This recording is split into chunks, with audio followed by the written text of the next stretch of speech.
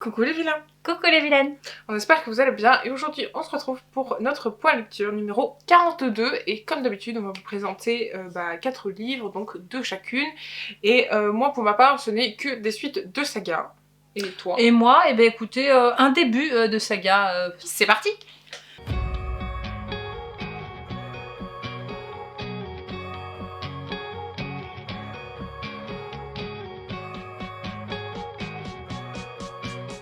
Pour mon premier aujourd'hui, ce sera un roman de Gilles Laporte, La fiancée anglaise, aux éditions de Presse de la Cité.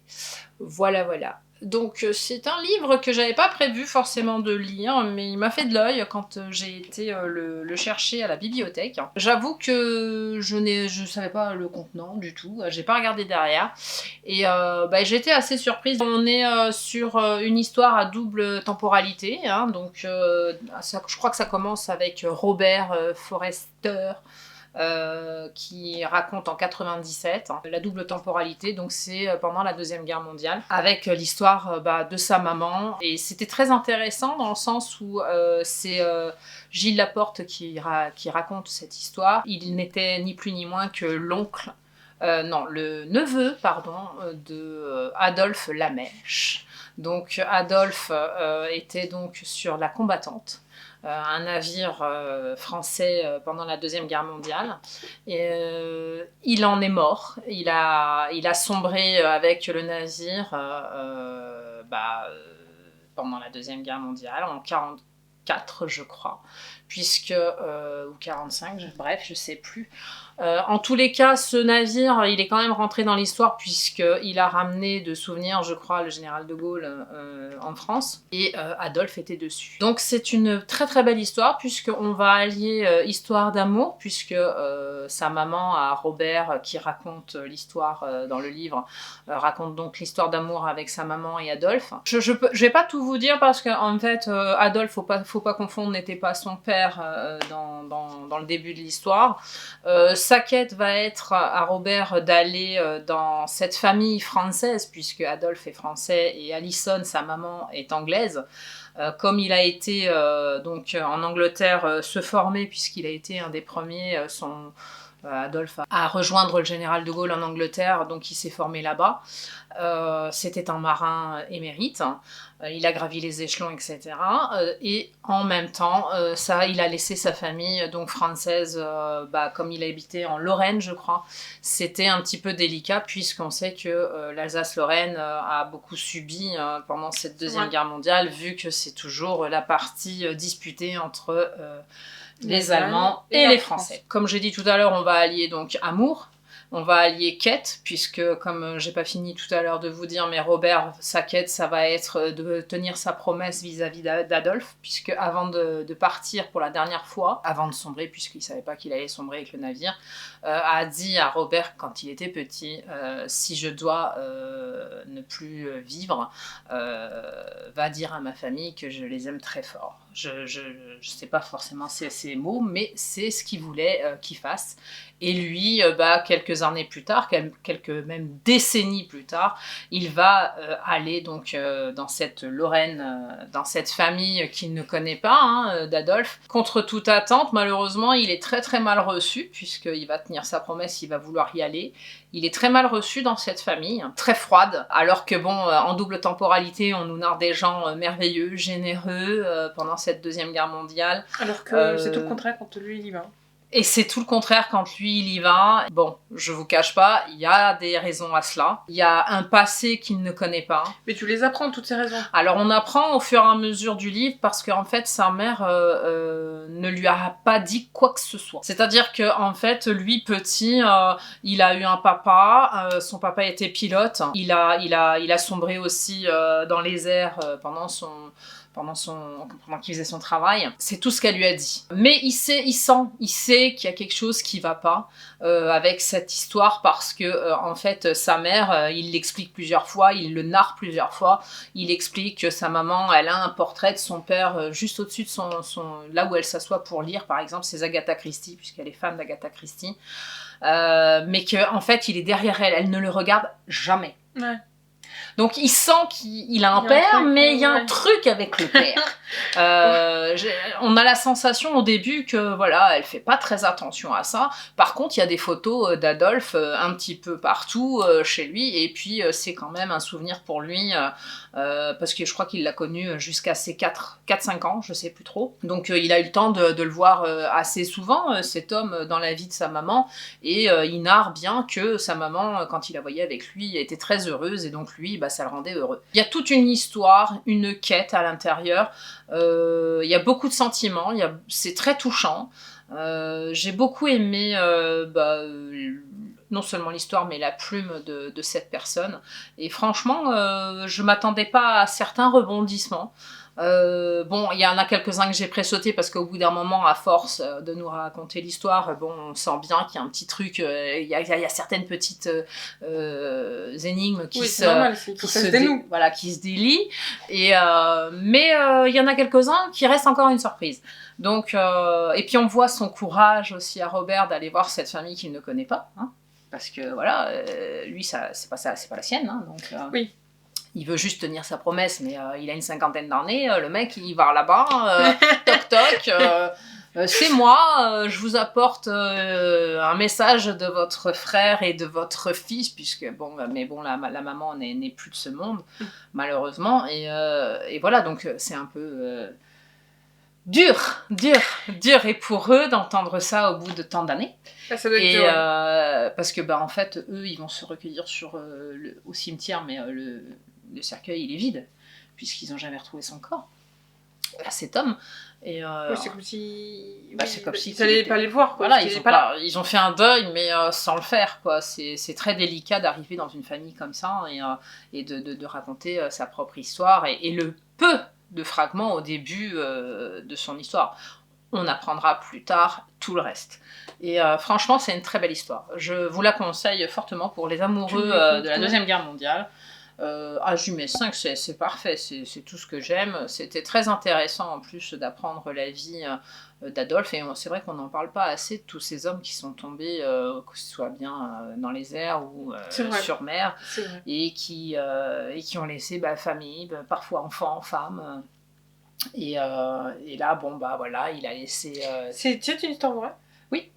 Attention les amis! Donc moi ensuite je vais vous parler de ma saga préférée. Je pense que ce n'est pas une surprise pour vous. Elle a le sourire, ça se voit. Il faut que je vous parle du 4e tome, évidemment. C'est la saga d'Oren, donc de Raven Kennedy, aux éditions Hugo Roman. T'as l'intention de spoiler, de tout dire? C'est glauque. Non, mais par contre, il faut que je vous parle de certaines choses. Et comme c'est le 4e tome, vous vous doutez qu'il va falloir que je vous dise certaines choses sur l'histoire, forcément. Mais déjà, on va commencer par le principal que vous pouvez regarder pour ceux qui n'ont pas lu la saga. C'est que j'ai adoré ce tome-là. Il est vraiment complet, mais vraiment, on nous apporte beaucoup d'éléments. Malgré tout, il faut savoir que par rapport aux autres tomes, c'est un livre qui est en plusieurs points de vue. C'est-à-dire qu'on n'a pas que celui d'Oren ou celui de Ravinger ou celui de Midas comme avant, voilà, et on en avait déjà beaucoup, mais dans celui-ci, il y en a plus. On a affaire à... donc il y a Oren, il y a Ravinger, il y a Malina, il y a Osric et Rissa. Ça fait déjà 5. D'accord. Tu vois, donc on en a quand même déjà pas mal. On a même la reine Kalia après. Après c'est intéressant d'avoir des points de vue différents pour l'histoire, pour bien il faut savoir que justement, c'est ce que tu dis, c'est que en fait, ces points de vue-là sont importants pour nous donner des informations sur ce qu'il se passe. Puisqu'ils sont pas tous au même endroit au même moment, puisque voilà, il y a différents royaumes. Donc voilà, vous savez, j'ai adoré ce tome, forcément, il fait partie de mes coups de cœur logiques. Elle a adoré les autres, si vous voulez les voir, elles sont dans les autres vidéos. Il est très épais, j'aime beaucoup aussi les éléments parce qu'en fait on nous donne aussi l'enfance de Ravinger, donc comment il a grandi avec ses parents, qui étaient ses parents, comment était son frère aussi, puisqu'on sait qu'il a un frère. Exactement. Donc on en sait plus, même sur son pouvoir, etc. Son côté faille, enfin bref, et sa vie en général. Il y en a encore un autre après? Oui. Parce que si ça se profile comme ça, t'as qu'une envie, c'est d'aller vers un autre, quoi. Tu vois, quand ça commence à être encore plus prenant, que t'es encore plus attaché au personnage, t'as qu'une envie, c'est de continuer. Il y en a 6.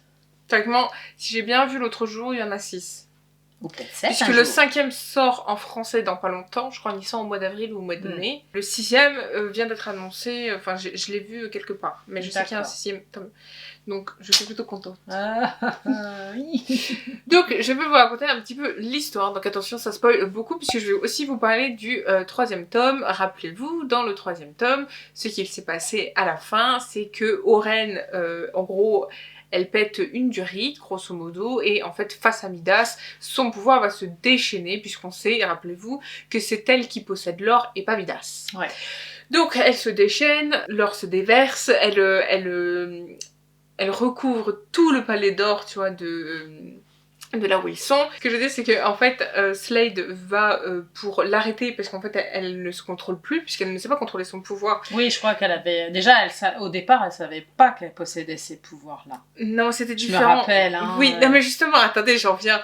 Et en fait, du coup, Slade va utiliser son pouvoir de pourriture pour en fait l'arrêter. Donc, il va la mettre dans un état, on va dire, de décomposition qui lui permet. Mais elle est toujours en vie, tu vois. C'est son pouvoir. Ouais, d'accord. Donc en fait, il va introduire son pouvoir en elle pour l'arrêter, donc elle va s'évanouir, et en fait, il va la faire voyager, et il va absolument la ramener dans son royaume à lui pour la protéger, puisqu'il sait que voilà, il va y avoir des complications. Il la sauve quand même. Ah bah oui, il la sauve quand même. Il arrive à la contrôler, mais c'est pour son bien finalement. Bah en fait, il l'arrête parce que bah voilà, en fait, le problème c'est qu'elle va se tuer.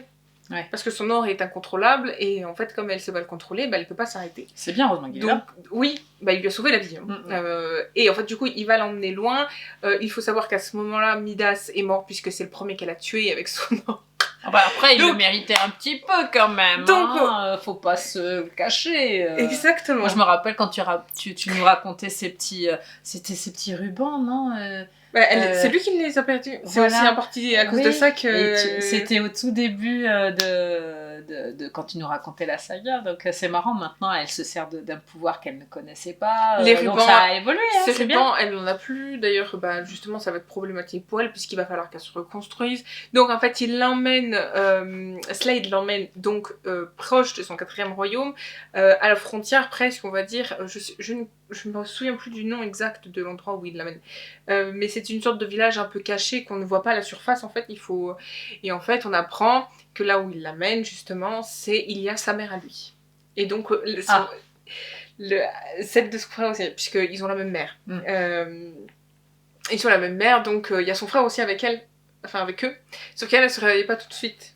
D'accord. Donc bon, je vous épargne certains détails. En même temps, on nous donne aussi... Oui, faut pas tout dire. Ce que je vous avais dit, c'est au début, c'est qu'on nous donne le point de vue de lui petit, donc quand il a commencé à voir son pouvoir qui se manifeste, sachant que ils nous disent que en général les enfants, je crois que c'est 13 ou 16 ans où ça commence à se manifester les pouvoirs, et que lui, ça s'est manifesté dès 8 ans. Donc, donc voilà, c'était assez quand même tôt, donc il a fallu qu'il contrôle son pouvoir. D'ailleurs, il le contrôle très bien. On le voit dans de la pratique. On le voit dans ce tome.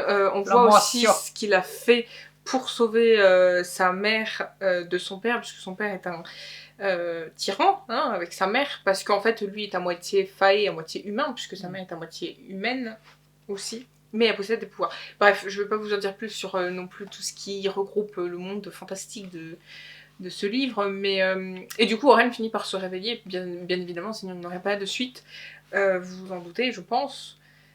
Qu'est-ce que je pourrais vous raconter d'autre? Parce qu'il y a plein de choses à raconter en fait. Bah, c'est déjà bien hein, pour donner envie à nos amis d'aller voir déjà le premier, et puis bah, là c'est le 4e, t'as dit, en fait, c'est ça? Ce que j'aime bien, ce que j'ai bien aimé aussi, c'est le fait que bah, en fait, quand Oren se réveille, elle comprend que bah, y a eu un problème, tu vois, et que en fait elle a plus envie d'utiliser sa magie, elle se dit qu'elle peut décimer tout le monde, tu vois. Elle a ce truc, ces remords, tu vois, de se dire que si j'utilise mon or, que je deviens contrôlable, je vais encore tuer des gens. En fait, elle veut pas ça, mais il faut qu'elle apprenne à contrôler son pouvoir. En tout cas, je pense qu'elle veut pas ressembler à celui qu'elle a tué. Oui, c'est ça. C'est ça. Mais par contre, justement, parlons d'Oren, donc la reine Kalia, qui devait se marier avec Midas dans le 3e, rappelez-vous, pour justement question de territoire, va faire circuler une fausse rumeur comme quoi en fait Oren aurait volé le pouvoir de Midas pour s'en servir contre lui et le tuer. Et qu'aujourd'hui elle serait du côté du roi du 4e royaume, donc Slade, pour lui voler aussi sa magie et et le tue ensuite. Oui, donc il y a des petites guéguerres là qui se présentent. Voilà, c'est ça. Et en fait, le problème, c'est qu'on va demander justement à Oren d'être jugé, grosso modo. Ils appellent ça d'une certaine façon, où en fait tous les rois des royaumes se réunissent et débattent avec l'accusé justement sur le problème qui se pose. Et elle, au début, ne va pas vouloir y aller. Et au final, en fait, à la fin du livre, elle y va quand même. Il se passe beaucoup de choses dans cette scène-là que je vous tairai. Je vous raconterai à la fin du 4e, dans le 5e, puisque justement c'est la suite, donc il faut aussi que vous soyez au courant de ce qui se passe dans la fin du 4e, mais c'est très intéressant. Il était très intéressant. Tu mets combien à ce 4e tome? Ah mais il prend 5 d'office, si je pouvais lui mettre 10, je lui mettrais 10. Mais allez, on lui met 10. On a un livre de 700 pages qui est complet, même le point de vue avec Osric et Rissa qui restent dans l'armée. En tout cas, il est très très beau. Hein. C'était vraiment bien. Il est très très beau. Mais même le côté de la reine Malina, qui, si vous vous en souvenez, c'est celle de justement, donc, je crois que c'est le 5e royaume où vient Oren, donc là où Midas était, puisque c'est le Iqbel. Après, je trouve que dans celui-ci, finalement, de ce que tu m'en dis, hein, pour le dire aux amis, c'est marqué romantaisie, mais je trouve que dans celui-ci, c'est beaucoup plus une affaire dite, entre guillemets, un peu politique. Il y a beaucoup d'amour. Personnel. Il y a beaucoup d'amour. Oui, mais c'est il l'a quand même sauvé. Oui, mais c'est pas l'amour... comme certains peuvent l'entendre. Tu sais, des fois, la romantaisie, on parle de cul, de machin truc. Là, c'est vraiment, voilà, c'est des sentiments. Alors, attendez. C'est du sentiment. Je vous ai épargné les scènes, justement, un peu olé olé, mais il y en a. Il y en a, mais il y en a pas tant que ça. Il y en a plus que dans les autres, puisque ils ont commencé à faire des trucs olé olé, grosso modo, dans le 3e tome. Donc, à partir de là, mais c'est tard, quand même, hein, pour une romantaisie. Oui, mais parce que des fois, ça arrive tout de suite. Parce qu'il y avait Midas. Donc il a fallu évincer Midas et qu'elle comprenne que voilà, c'était pas Midas qu'elle aimait vraiment. Puisque souviens-toi, dans le premier... en tout cas, je trouve qu'il n'y a pas que ça. D'après ce que tu m'en dis, il n'y a pas que ça. C'est pas... Il y a beaucoup de choses tout autour. Non, il y a des doutes. Et ça, faut le souligner parce qu'on dit toujours la romance.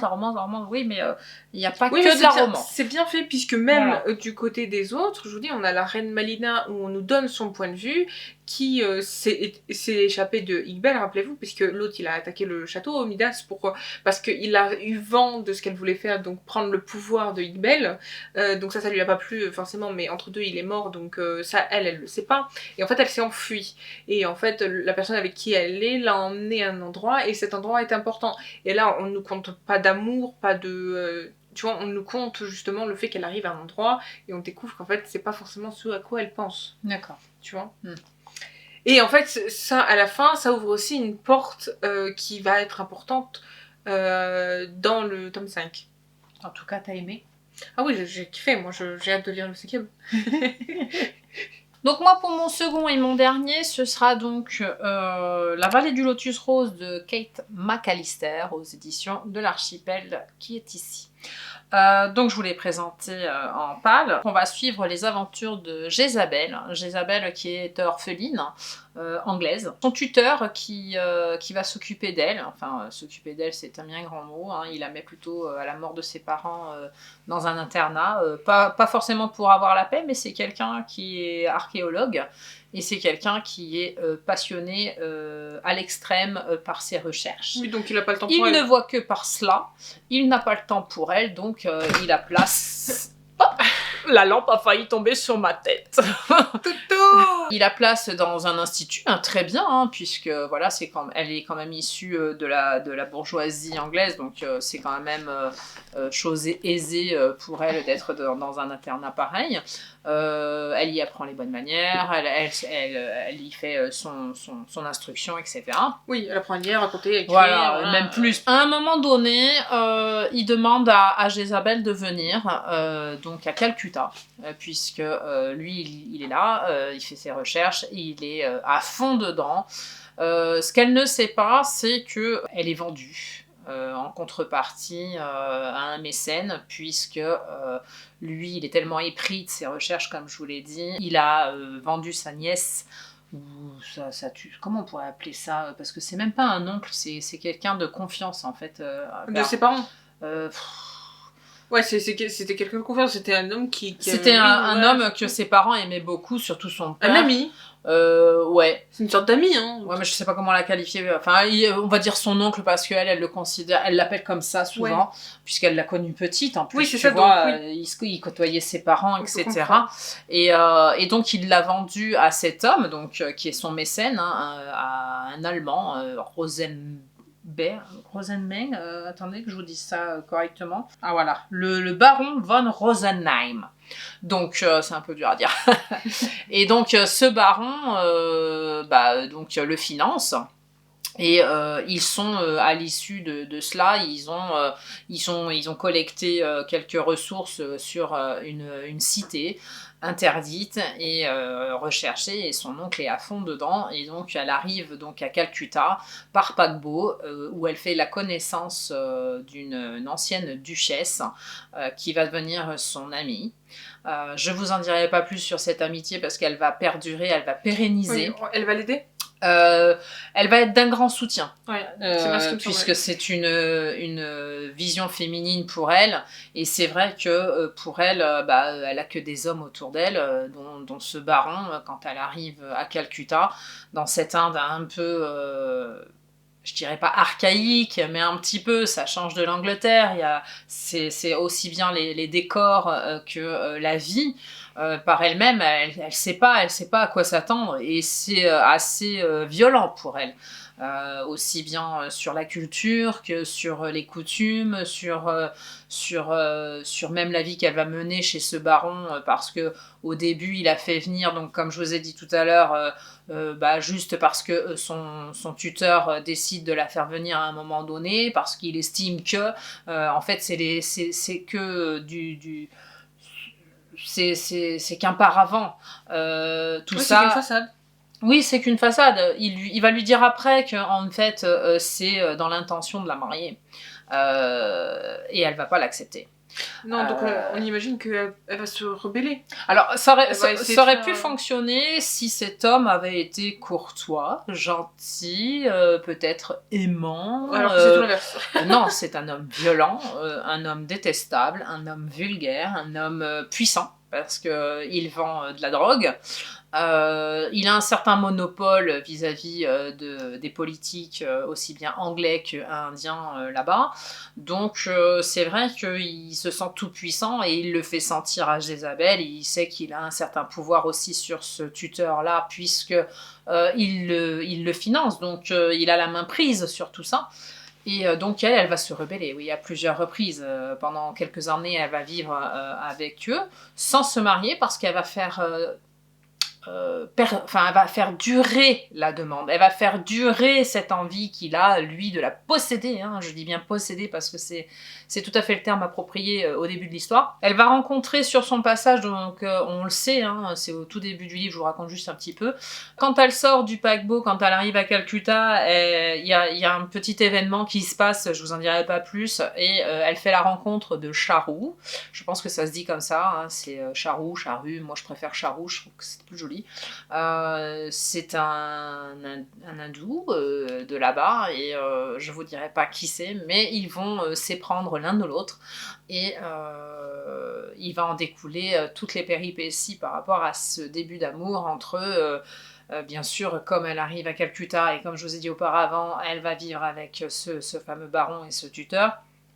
Et il y aura aussi ce Charu dans les parages, et qui va être un petit peu problématique, et par la suite, il va y avoir des événements dramatiques. J'emploie bien les mots dramatiques, hein, parce que bon, la suite est un peu dramatique. J'ai oublié un petit intervenant qui est très important, mais je vous raconterai pas tout non plus. C'est, moi je l'appelle Jeanne Lucas, ou Yann Lucas, bref, c'est un peu comme on veut. Elle le rencontre lui par contre sur le paquebot aussi, et en fait ils ont une connexion sur ce bateau, une connexion qui va être aussi pérennisée par la suite dans les autres tomes, et surtout dans celui-ci. Ils vont, à chaque fois quand ils vont se rencontrer, ils vont être attirés l'un envers l'autre. Oui, donc voilà. Je n'en dirai pas plus. Hein, je viens de vous dire, hein, il y a le baron qui la courtise et avec violence, etc. Et qui lui a la promesse de son tuteur de mariage. Il y a Shahrukh qui rentre en ligne et il y a Yann aussi qui va rentrer en ligne de compte pour cette femme qui va vivre des péripéties aussi bien dramatiques que belle. Il y a de jolies choses qui vont lui arriver sur son passage, mais c'est beaucoup d'aventures un peu à la Indiana Jones, puisque voilà, bon, c'est un peu rocambolesque ce que je viens de dire, mais ça va pas jusque là, c'est pas comme Indy, mais parce que bon, elle c'est pas une aventurière, mais par la force des choses, elle va faire des choses qui vont se surpasser. Elle va traverser à un moment donné des choses. Alors je peux pas le dire hein, parce que sinon c'est. Sinon tu spoil. Bah oui, je spoil. Puis en plus c'est vers la fin. C'est ouais après le milieu du bouquin. Et mais vraiment c'est une très très belle histoire. Moi j'ai beaucoup aimé puisque je vous avais dit dans une autre vidéo que bon, après décembre, j'avais lu beaucoup de choses sur l'Écosse. Là, c'est vrai que je me retrouve donc en Inde. Je suis restée un peu en Asie, comme dans l'autre point lecture. Et j'avoue que ça me change un petit peu. Et vraiment, voilà, c'est très très beau. On nous décrit très bien les paysages. Macalister le fait très très bien. Moi, j'avais lu déjà une autre saga d'elle et c'est vrai qu'elle écrit très très bien. Un palais des 1000 vents. Voilà, là on était plutôt en Russie, mais franchement les paysages de toute beauté, vraiment on rêve avec elle, et franchement j'aime beaucoup l'histoire, et je vous raconterai bientôt le tome 2 aussi. Non franchement je lui mets 5 parce que la plume je la connais, je suis pas déçue, hein, faut le dire. J'aime beaucoup son écriture, elle est fluide, elle est très transparente, et en même temps on sait beaucoup de choses, elle décrit beaucoup de choses, et c'est ce qui fait qu'on rentre vraiment dans le vif du sujet, vraiment on rentre en Inde avec Jézabel. C'est magnifique, c'est une belle saga, je suis très contente de l'avoir commencé, en sachant que cette saga là pour Macalister était sa première. Ah ouais, c'est celle qui l'a fait connaître, Chouette. en tout cas. Donc oui, parce que moi j'avais lu l'autre après. Et je l'ai lu avant d'ailleurs même. Enfin, j'ai lu après celle-ci et avant l'autre. T'as lu la deuxième qu'elle a écrite avant la première qu'elle a écrite. C'est ça. On va y arriver aujourd'hui. Non, je me suis régalée, et franchement je vous la conseille parce que si vous aimez les paysages asiatiques de par ce côté-là, en tout cas, il y a de l'intrigue, il y a du complot, il y a de la politique aussi, hein, parce qu'on nous décrit pas mal la politique avec les influences anglaises et coloniales. Donc franchement, je me suis beaucoup régalée à le lire, franchement. Donc moi je vais vous parler du tome que j'ai pour l'instant préféré de la saga du loup du millénaire. C'est le tome 5 de Sapir à Englar aux éditions Hugo Roman. Donc pareil, c'est une romantaisie mais basée sur les loups. Comme vous le savez, j'ai lu les 4 premiers et je vous avais dit que j'avais hâte de vous parler du 5e, et effectivement ça y est, on est ce jour-là, donc je vais vous raconter quelle logique. je vais vous raconter pourquoi j'aime ce livre-là. Mais celui-là est un peu particulier, puisque comme vous le savez dans le 4e tome, attention c'est du spoil puisqu'on raconte l'histoire encore une fois, c'est que en fait Sienna découvre qu'elle a des pouvoirs magiques entre guillemets, en plus d'être un loup, et que tout ça elle les détient de ses parents, donc je vous épargne les détails. Oui, il y a de la quête d'identité. Voilà, vous souvenez-vous qu'à la fin du 4e, elle perd son père et qu'elle récupère justement le bébé qui a failli mourir, et donc qui va s'appeler Rowan. Voilà, donc Rowan, elle va l'élever comme son fils avec Hayden, puisqu'ils sont tout à fait d'accord, et il est Rowan du coup, puisque Hayden est l'alpha, il est prévu que ce soit lui qui reprenne le flambeau au moment venu, sauf qu'il est petit, donc pour l'instant on n'en est pas encore là, mais grosso modo c'est ça. Donc ils l'acceptent vraiment comme leur enfant, leur fils, puisque de toute façon ils ne peuvent pas en avoir. Oui, c'était un des dénouements d'ailleurs du tome précédent. Exactement. Et en fait, dans ce tome 5, on commence, je crois si je me trompe pas, 5 ou 6 ans plus tard. Sienna peint, tout va bien, c'est calme, voilà. On commence vraiment avec quelque chose de calme et de simple. Rowan joue avec ses cousines, donc les filles de sa sœur à elle et de son beau-frère du coup, de Selena et Jérémy. tu vois, pourquoi je dis ça après. Et donc tout va bien, tout se passe bien, etc.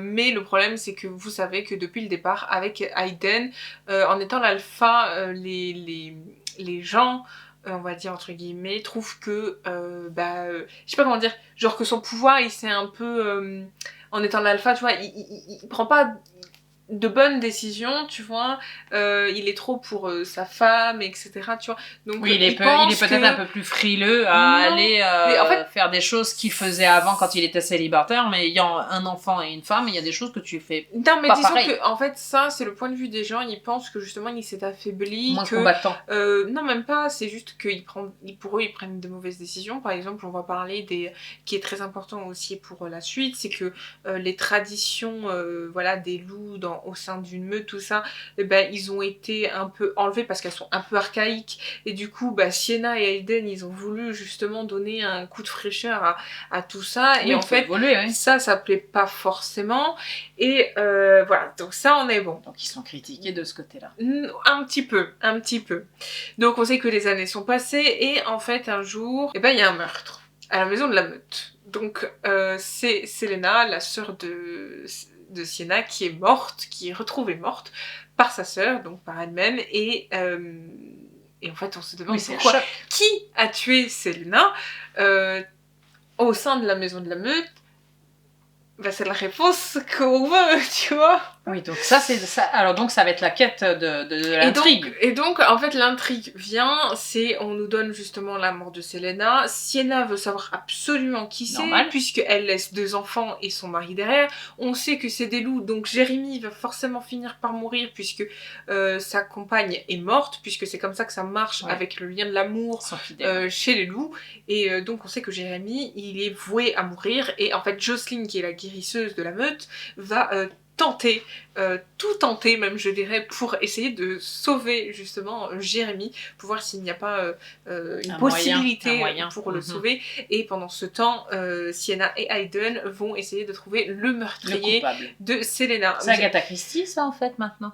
Attends, parce qu'il est où Hercule Poirot? Ce qui est très intéressant, c'est que, en fait, je vais pas m'arrêter là dans mon explication, parce qu'il y a le côté où, voilà, intrigue, ou le fait que sa sœur meurt, c'est tragique, c'est tragique, mais intéressant. Voilà, on se demande tout de suite, mais pourquoi? Qu'est-ce qui s'est passé? Quel est le but? Voilà, on se pose plein de questions. Et en fait, il s'avère que... et ce sera là... Enfin, je sais pas comment dire, c'est-à-dire que là je vous ai résumé grosso modo ce qui se passe dans le 5e, mais là on va rentrer dans une catégorie encore plus qui spoil, puisque je vais vous raconter pourquoi en fait elle est morte. Parce que ça va nous servir justement pour le tome 6. Tu vas dire pourquoi, mais tu vas peut-être pas dire celui qui l'a tué. Tu vas peut-être essayer de pas dire. Si, je suis obligée de vous dire, parce que justement c'est ce qui va se passer pour le 6e, qui sera important, et en fait c'est aussi le but de pourquoi Selena est morte. D'accord, donc si vous voulez pas savoir, vous avancez de quelques minutes. Pas de quelques minutes, parce que le temps que je parle, mais bref. Donc en fait, on revient à Selena. Selena est morte. Elle a été tuée. On sait très bien que ce n'est pas un suicide. On sait très bien que c'est quelqu'un qui l'a tuée, que c'est un meurtre. Et il faut retrouver ce meurtrier. L'enquêteur Enzo, voilà, qui est un humain qui va être envoyé justement à la maison de la meute pour faire son enquête sur le meurtre de Selena. Mais bon, eux, ils sont un peu réfractaires puisque c'est un humain et ils trouvent pas ça logique que justement soit lui qui fasse le job. Voilà, ce soit des humains qui prennent... qui veulent pas qu'on rentre sur leur territoire. Non, mais voilà, c'est logique en même temps. Tu dis, l'humain, qu'est-ce qu'il a à faire là, alors que ce sont des loups, quoi. Voilà, bref, peu importe. Mais lui, il va s'immiscer un peu dans tout ça, donc il va essayer il va même croire que Sienna est coupable, enfin voilà, il va se passer plein de choses. Oui, il va chercher. Sauf que, en fait, on va vite avoir la réponse. Rappelez-vous, dans le tome 3, il y a eu la fameuse télé-réalité qui a été mis en place avec Michel et Monica, je sais plus comment c'est son famille. Elle a une importance dans cette histoire de pourquoi Selena est morte. Bref. Est-ce qu'elle y a participé ou elle a été l'investigatrice? Non, alors Selena a surpris une conversation entre Monica et quelqu'un que je vais vous citer après, et en fait cette personne, donc ce quelqu'un a vu Selena et la tuer pour ne pas qu'elle parle. Bah peut-être que tu peux en rester là, sans dire qui c'est. Non, mais je suis obligée. Tu diras dans le 6. Il faut que je finisse la fin du 5e du coup, parce que en fait tout ça c'est bien, mais est-ce que ça se résout? Oui, puisque à la fin on apprend qui a tué Selena, et il se passe quelque chose de très important à la fin, c'est que Aiden, en tant qu'alpha, va être défié par celui qui veut sa place. C'est comme ça que ça se passe. Qui veut sa place, et qui veut sa place? C'est le tueur. C'est le tueur. Donc tu peux rien dire. Et le tueur laisse les amis sans le dire. Non, dis rien. Bref, est-ce que... les amis, on a pété. Attendez, mais je finis du coup. Est-ce que Aiden va être détrôné ou non? Ah bah moi j'espère que non. Suspense numéro 2. Et ben on en reparlera dans le 6e du coup. Voilà. Ah oui, sinon... Mais sachez que je trouve que ce tome-là est vraiment révélateur. Hein. Oui, c'est l'un de mes préférés. Et pourtant, au début, j'étais un peu sceptique parce que je me suis dit, elle a passé 6 ans. 6 ans, mais il s'est rien passé. Du coup, ils étaient tranquilles. Ah bah, quel rebondissement au bout de 6 ans. Et là, d'un seul coup, c'est revenu. Est-ce que ça va être bien tourné? Est-ce que ça va être plausible? Est-ce que ça va encore refaire comme la télé-réalité où voilà, ça va tourner encore un peu en cacahuète et qu'en fait, ça sert un peu à rien? Et en fait, on retrouve justement les éléments qui s'est passé dans le 3e, dans le 4e, et voilà, tout ce qui s'est passé, et là, moi, par exemple, je sais ce qui se passe dans le 6e, puisque si je vous en parle du 5e maintenant, c'est pour pouvoir vous parler du 6e la prochaine fois. Et parce que voilà... attention, dans le 6e, Non, mais bref. Je vous expliquerai tout ce qui s'est passé dans le 6e la prochaine fois, et la fin du 5e aussi, et qui est le fameux tueur de cette ça la démange. Mais sachez que j'ai trouvé que ce tome-là était vraiment très bien. Je t'aime. Donc combien je le mets? Je le mets 5 parce que c'est celui qui m'a le plus plu pour l'instant. Voilà. Et qu'il mérite. C'est une saga qui se lit vite, bien, et que voilà, c'est pas prise de tête, c'est agréable. On passe en fait. Et pourtant, je me rappelle que quand t'as pris le premier, tu m'as dit ils sont tout petits. Ouais, je sais pas ce que ça raconte. raconte. Un peu sceptique parce que voilà, vu c'était petit quoi, mais ils sont toujours petits. Le 5e est plus gros. Et comme quoi, l'histoire est pas si mal que ça, ma foi. Mais en fait, on aime suivre ces personnages, en fait. Oui, parce que on a envie de savoir ce qu'ils vont devenir et comment ils vont évoluer et comment justement ils vont sortir de tout ça. Et voilà, moi j'aime bien. Cette vidéo est maintenant terminée, on espère qu'elle vous aura plu. On est très contente de donner les tirs, enfin personnellement je suis très contente. Oui, moi aussi. Voilà, donc n'hésitez pas à nous dire vous dans les commentaires ce que vous avez lu ces derniers temps, ça nous intéresse. Et puis on espère que vous allez bien et que vous vous portez bien et que vous lisez bien. Surtout, n'oubliez pas de liker cette vidéo, de commenter, et de partager, et surtout abonnez-vous à notre chaîne YouTube, activez la cloche pour recevoir toutes nos notifications. On vous fait plein de bisous, portez-vous bien. Bye bye.